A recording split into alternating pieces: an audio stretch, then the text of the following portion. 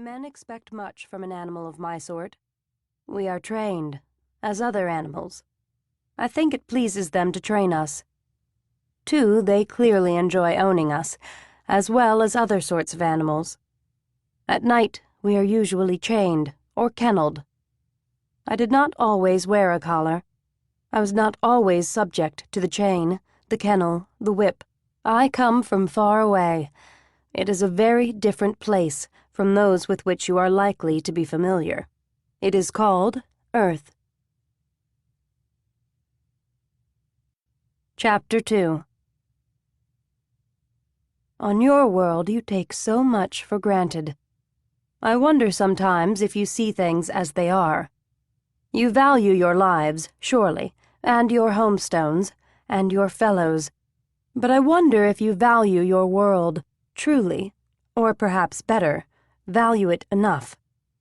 Perhaps you will value it more if you could see it, if only for a moment, through the eyes of another, one astonished, one from a quite different world, a world which was much like a charnel house or a smoke house, a world with little pride, but much vanity, a world of crowding, scrambling about, cruelty, hating, treachery, hypocrisy, pollution, noise, corruption, foulness, a world muchly lacking in pride and honor, a world without homestones.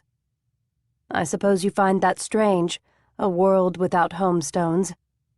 Indeed, I wonder if you believe me, that there could be such a world, one without homestones. It does exist. I am not permitted to lie. I am collared. Conceive, then, if you can, a world such as that from which I was obtained, a world without homestones, a world so meaningless, so forlorn, so petty, so empty. What are we worthy of, we without homestones?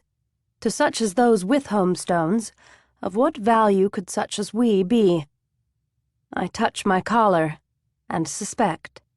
Of what else could we be good for? I look in the mirror, and understand.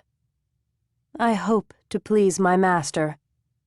I am well aware of the penalties for failing to do so. The men here are virile and powerful, and are not patient. We learn to obey instantly and unquestioningly. It is very different here from the world from which I was brought. I do not object.